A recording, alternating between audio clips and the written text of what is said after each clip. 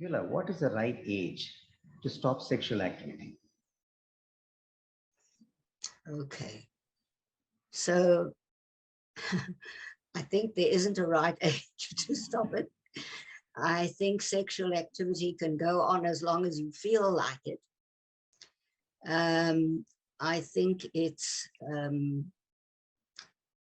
unnecessary to put a limit to that kind of activity, because it so depends on how one is in one's life, in one's body, and in one's energy.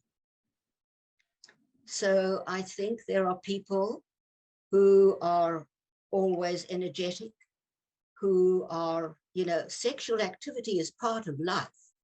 It may or may not involve sexual intercourse at certain periods of one's life. But sexual activity is a very broad activity.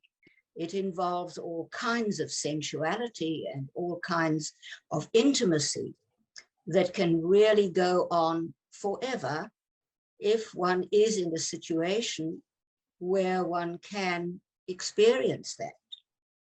And I would certainly say that there should be no artificial limits set for that, because people can be very warm and very close. I've got friends at this moment in time who've just got married at the over 80, he's 90, and they are having a wonderful, close, warm, loving relationship. Whether they have sex or not is not even relevant. But the point is that this activity is a broad activity, and it doesn't only involve intercourse, but it involves a whole lot of tender and caring and sensual experience. And there's no limit to that in terms of age. I think as long as one can feel, as long as one enjoys that, sharing that experience with someone, whoever that someone may be, that is a perfectly legitimate thing to do. It's very liberating of you to share this perspective. Liberating for me to hear. It's liberating. That's what I meant by that liberation.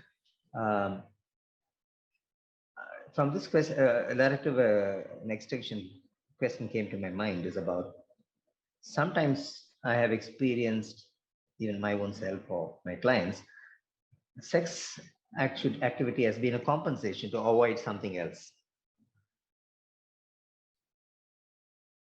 Okay. Like, for example, pain or some emotion, or maybe a sense of having the ego control over the other. So how do we differentiate the pureness of this experience from the contamination of various conditions which has got evolved around a personality on this sexual experience? Yeah, you're right, Geethan, and it's it can quite easily become that kind of experience. It becomes a kind of compensatory experience because it provides the individual with the sense of being desired, of being worthy, of being strong, and prevents one from feeling vulnerable or from feeling weak, in quotes. So I do agree, and that isn't only in old age. I think that is throughout life. Sexual activity, especially today in the young, they jump into sexual activity before they've even said hello. So as far as I can tell, this takes the place.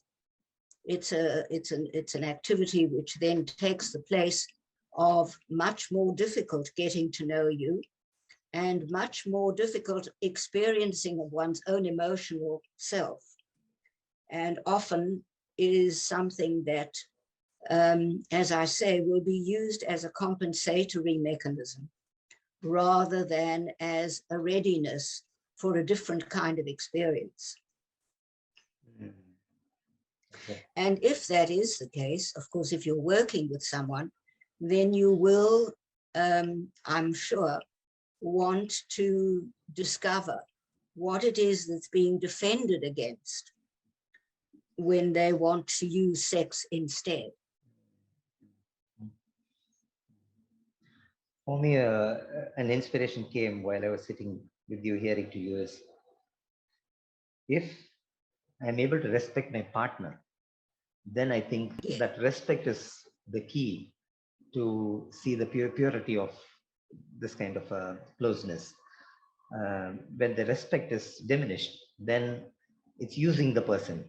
So that is what came to my Well, mind. that's right. Yes, I would agree with that. And I think respect also takes time to develop. Yes. You know, it doesn't happen overnight. Yes. It's not all of a sudden when you meet them, you may be excited by them or interested, but respect takes time. Time. Yeah.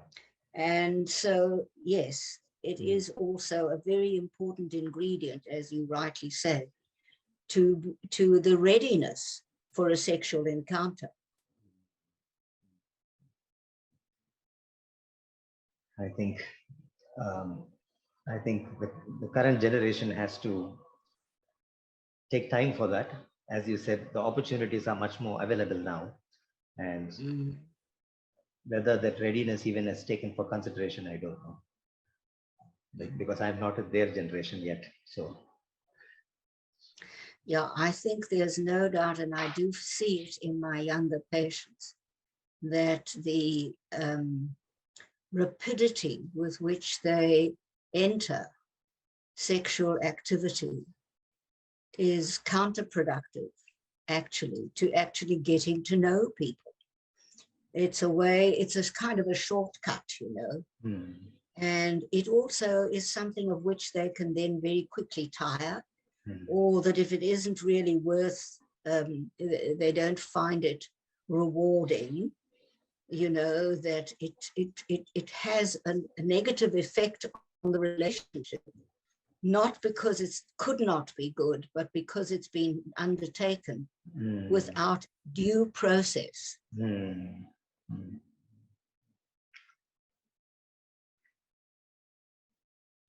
I do think it is an activity that requires a certain readiness and a certain, as you say, respect, you know, and that doesn't happen on the first date. No.